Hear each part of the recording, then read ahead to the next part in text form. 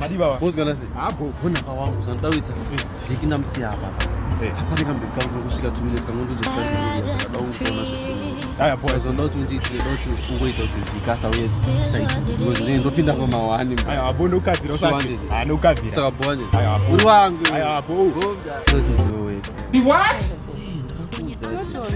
hey I get me to me by me Sure.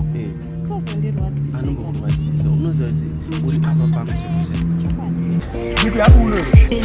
Yakulo uzi.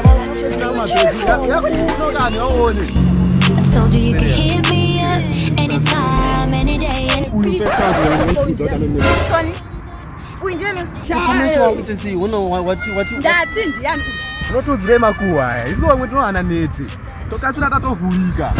I was